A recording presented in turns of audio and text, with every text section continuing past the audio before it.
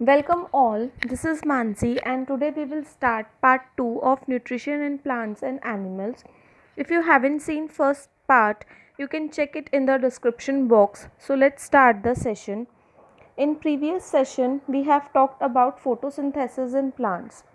उन्हीं photosynthesis में एक क्वेश्चन और अराइज होता है कि besides leaves, photosynthesis also takes part in other parts of the green plants.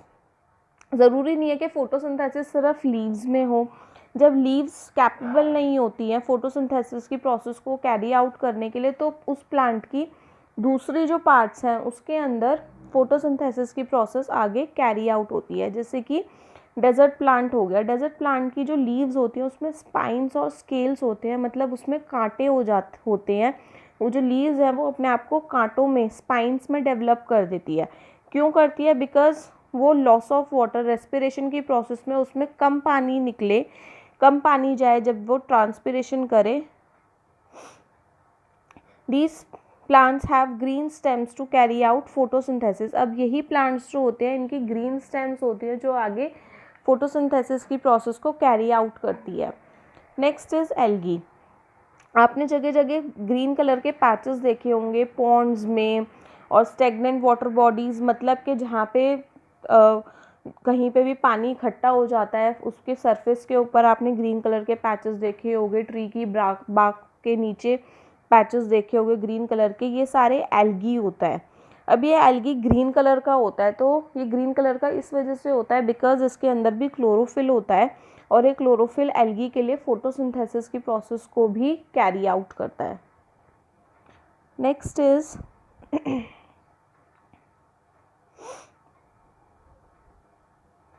Next is the leaves of other than green also have chlorophyll and can perform photosynthesis. अब कुछ ऐसे भी प्लांट्स होते हैं जो ग्रीन कलर के नहीं होते लेकिन स्टिल उसमें फोटोसिंथेसिस की प्रोसेस कैरी आउट होती है. अब ऐसा क्यों होता है? ऐसा इसलिए होता है बिकॉज फोटोसिंथेसिस तो तभी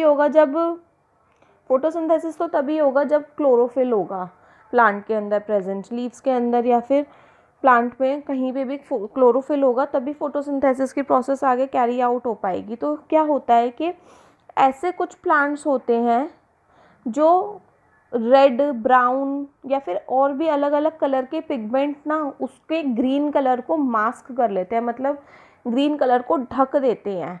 और ये जो ग्रीन कलर है ये तो क्लोरोफिल है, ये फोटोसिंथेसिस की प्रोसेस तो करता ही पूरी है. तो ऐसे कौन कौन से प्लांट्स होते हैं? जैसे रेड कैबेज हो गई एंड रेड कॉलिस हो गया. ये कैबेज के अंदर पर्पल कलर होता है लेकिन इसके अंदर ग्रीन कलर का क्लोरोफिल भी होता है जो पर्पल कलर से ढक जाता है. ऐसे इसके अंदर ये जो रेड कलर है ये ग्रीन कलर के क्लोरोफिल को मास्क कर लेता है, ढक लेता है. नेक्स्ट इज आपने कुछ ऐसी लीव्स देखी होंगी, उन लीव्स के अंदर ना येलो कलर के पैचेस होते हैं जगह जगह. अब उन पैचेस में ना जहाँ जहाँ पे वो पैचेस होते हैं उस एरिया के ऊपर फोटोसिंथेसिस की प्रोसेस हो नहीं पाती. तो जहाँ पे ग्रीन पोर्शन होता है वही पोर्शन सिर्फ फोटोसिंथेसिस की प्रोसेस को कैरी आउट करता है बिकॉज वहीं पे ही क्लोरोफिल प्रेजेंट होता है और वही एरिया में फोटोसिंथेसिस कैरी आउट होती है. नेक्स्ट इज फोटोसिंथेसिस की प्रोसेस जो प्लांट में होती है उससे क्या क्या प्रोडक्ट फॉर्म होते हैं. First is the initial product of photosynthesis is the, सबसे पहला प्रोडक्ट क्या है, जो मेन प्रोडक्ट क्या है? कार्बोहाइड्रेट, जो ग्लूकोज स्टार्च की फॉर्म में प्लांट में स्टोर हो जाता है. सेकेंड इज ये जो ग्लूकोज है ये कन्वर्ट किस में होता है? अभी बताया, स्टार्च की फॉर्म में कन्वर्ट होता है, जिससे हमें ये पता चलता है कि प्लांट के अंदर फोटोसिंथेसिस की प्रोसेस अकर हो रही है, मतलब फोटोसिंथेसिस हो रहा है. Next is carbohydrate content. अब कार्बोहाइड्रेट में क्या क्या होता है? Carbon, hydrogen and oxygen. Next, some carbohydrates are also converted to proteins and fat. कुछ कार्बोहाइड्रेट्स ऐसे होते हैं जो किस में कन्वर्ट हो जाते हैं? प्रोटीन्स एंड फैट्स में. कार्बन, हाइड्रोजन, ऑक्सीजन के अलावा प्रोटीन्स के अंदर क्या होता है? नाइट्रोजन. अब नाइट्रोजन क्या होता है? नाइट्रोजन बहुत ज़्यादा इम्पॉर्टेंट होता है किसी भी लिविंग ऑर्गेनिज्म की ग्रोथ के लिए, उसको बढ़ाने के लिए. लेकिन ये जो नाइट्रोजन होता है ना ये बहुत ज़्यादा अजीब गैस कह सकते हैं इसे, बिकॉज ये जो नाइट्रोजन होता है ना, इसको डायरेक्टली नहीं ले सकता कोई भी लिविंग बीइंग, चाहे वो प्लांट्स हो, चाहे वो ह्यूमंस हो, चाहे एनिमल्स हो। इम्पॉर्टेंट सबके लिए होता है, लेकिन उसको कोई भी डायरेक्टली नहीं लेता। तो इनडायरेक्टली उसको कैसे लेंगे? अब डायरेक्टली इसलिए नहीं ले सकते नाइट्रोजन को, बिकॉज ये पॉइजनस होता है अगर आप इसको नाइट्रोजन गैस को अगर आप डायरेक्टली लोगे। तो इनडायरेक्टली नाइट्रोजन लेने की प्रोसेस क्या है? इससे क्वेश्चन भी अराइज होता है कि व्हाट इज़ नाइट्रोजन, अभी मैंने आपको बताया, and from where does it comes from, और ये नाइट्रोजन कहाँ से आता है। तो nitrogen is present in air but plants can not use nitrogen directly. Nitrogen air में प्रेजेंट होता है, लेकिन प्लांट्स हो गए या फिर कोई भी लिविंग ऑर्गेनिज्म हो गया, वो नाइट्रोजन को डायरेक्टली यूज़ नहीं कर सकता, बिकॉज ये पॉइजनस होता है अगर डायरेक्टली यूज़ करे तो। अब इसके लिए कुछ बैक्टीरियाज होते हैं, जैसे कि राइजोबियम, जो सॉइल के अंदर प्रेजेंट होता है, और वो इस नाइट्रोजन को कन्वर्ट कर देता है। गैसियस फॉर्म में नाइट्रोजन होता है, और इसको किस में कन्वर्ट कर देता है? यूजेबल फॉर्म में कन्वर्ट कर देता है। किसमें कन्वर्ट कर देता है? यूजेबल फॉर्म में, कि उसको वो यूज़ कर सकते हैं।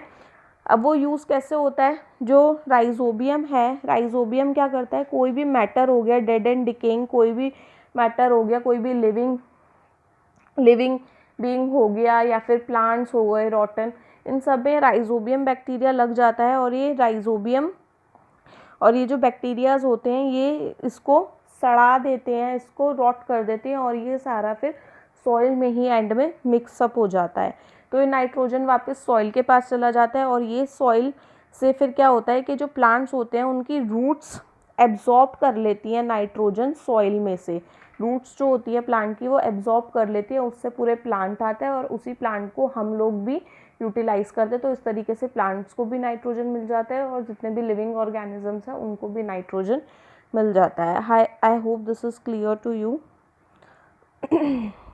Next point is other modes of nutrition in plants.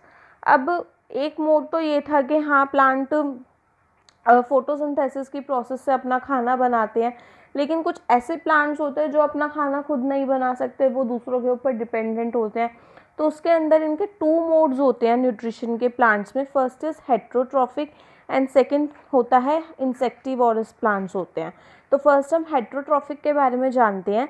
Heterotrophic nutrition में क्या होता है? कुछ प्लांट्स ऐसे होते हैं जो अपना खाना नहीं बना सकते, बिकॉज उनके अंदर क्लोरोफिल ही नहीं होता। अब ये जो प्लांट्स होते हैं, ये दूसरे प्लांट्स के ऊपर डिपेंडेंट होते हैं। इस बात को ध्यान में रखना कि हेट्रोट्रॉफिक में ये जो प्लांट्स होते हैं, ये न्यूट्रिशन के लिए दूसरे अदर प्लांट्स के ऊपर डिपेंडेंट होते हैं न्यूट्रिशन लेने के लिए। उनको हेट्रोट्रॉफिक कहा जाता है। इसका एग्जाम्पल है कस्क्यूटा, जिसे अमरबेल भी कहा जाता है। अभी कस्क्यूटा क्या करता है? अगर आप इस पिक्चर में देखें तो ये कस्क्यूटा क्या कर रहा है? ये ग्रीन कलर के प्लांट्स हैं नीचे, आपने ये ऊपर से ये वेब जैसा देख रहे होंगे, ये जो जाल सा है येलो कलर का, ये येलो कलर का जाल ही कस्क्यूटा है। ये क्या करता है? ये इस ग्रीन प्लांट के ऊपर आकर ग्रो हो गया। अब ये इसी ग्रीन प्लांट को अंदर ही अंदर इसके सारे न्यूट्रिएंट्स लेता रहेगा, और इसी प्लांट को वीक करता रहेगा, इस प्लांट को नुकसान पहुंचाएगा, इसे धीरे धीरे मारता रहेगा और उसके न्यूट्रिएंट्स लेता रहेगा। अब ये जो प्लांट होता है ना, ये इसलिए इसको पैरासाइट भी कहा जाता है, बिकॉज ये प्लांट दूसरे प्लांट को नुकसान पहुंचाता है, उसके सारे के सारे न्यूट्रिएंट्स ले लेता है अपने आप को न्यूट्रिशन पहुंचाने के लिए, इसलिए इसको पैरासाइट भी कहते हैं। अब ये प्लांट जिस भी प्लांट के ऊपर गिरता है, मतलब जिस भी प्लांट के ऊपर ग्रो होता है, उस प्लांट को कहते हैं होस्ट। होस्ट का मतलब क्या होता है? शिकार। के कस्क्यूटा का शिकार जो प्लांट बनता है उसको होस्ट कहते हैं। नेक्स्ट इज फर्स्ट मोड तो हो गया heterotrophic mode of nutrition. Second is insectivorous plants. Insectivorous plants में क्या होता है? इंसेक्टिवोरस प्लांट्स दूसरे प्लांट्स को नहीं यूज़ करते अपने फूड के लिए, वो दूसरे ऑर्गेनिजम्स, लिविंग बीइंग्स में दूसरे जो ऑर्गेनिजम्स हो गए, जैसे इंसेक्ट्स हो गए, उनको यूज़ करते हैं। अब ये जो इंसेक्टिवोरस प्लांट्स होते हैं ना, ये नाइट्रोजन की इनके अंदर ना कमी होती है, बिकॉज ये ऐसी सॉइल में ग्रो करता है जिस सॉइल में नाइट्रोजन बहुत ज़्यादा कम होता है। अब ये ग्रो तो कर जाते हैं, लेकिन इनके अंदर ना नाइट्रोजन की कमी होने की वजह से इनको न्यूट्रिएंट्स पूरे तरीके से नहीं मिल पाते।